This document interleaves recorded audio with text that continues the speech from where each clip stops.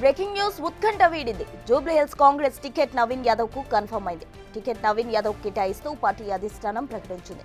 పలువురు పేర్లు ప్రచారంలో ఉన్న అసవాలు ఒత్తిళ్లు తెచ్చినా మొదటి నుంచి ప్రచారంలో ఉన్న పేరుని టికెట్ వరించింది. అనేక సర్వేలు చర్చల అనంతరం అధిష్టానం ఈ నిర్ణయం తీసుకుంది. నవీన్ యాదవ్ స్థానిక యువనేత కావడంతో ఎంపికపై సర్వత్రా హర్షాతిరేకాలు వ్యక్తమవుతున్నాయి.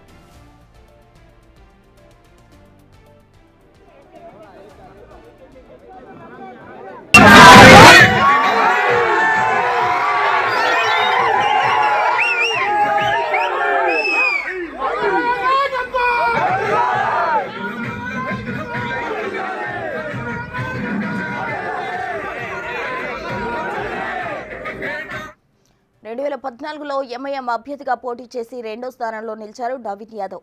2018లో స్వతంత్ర అభ్యర్థిగా పోటీ చేశారు. 2023లో కాంగ్రెస్ పార్టీలో చేరారు. బీసీ లీడర్ కావడం, ముస్లిం సామాజిక వర్గం మద్దతు ఉండడంతో నవీన్ యాదవ్ వైపే ఏఐసీసీ మొగ్గు చూపించింది.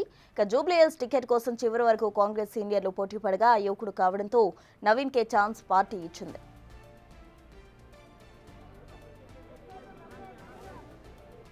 కాంగ్రెస్ అధికారంలోకి వచ్చిన నాటి నుంచి ఇప్పటి వరకు జూబ్లీహిల్స్ లో తాగునీరు, డ్రైనేజ్ వ్యవస్థ, కమ్యూనిటీ హాళ్ల నిర్మాణం, పార్కుల అభివృద్ధి, రహదారుల మరుగు వంటి మౌలిక సదుపాయాల కల్పనకు 200 కోట్లతో అభివృద్ధి పనులు చేపట్టింది. దీనికి తోడుగా ఇప్పుడు స్థానికంగా ప్రజల సమస్యలు తెలిసిన ప్రజల మనసెరిగిన నాయకుడిగా నవీన్ యాదవ్ నియోజకవర్గానికి మరింత మేలు చేస్తారని ఇక్కడ ప్రజలు విశ్వసిస్తున్నారు.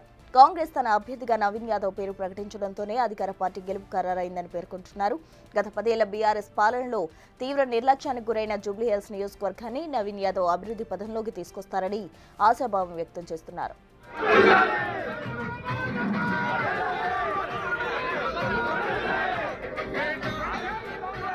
అగ్రవర్ణాలకు టికెట్ ఇచ్చే అవకాశాలున్న కాంగ్రెస్ పార్టీ వారందరినీ కాదని యాదవ్ సామాజిక వర్గానికి చెందిన ఓబీసీ నేతలు ఎంపిక చేసింది. ఇందులో సీఎం రేవంత్ రెడ్డి మార్క్ స్పష్టంగా కనిపిస్తోంది.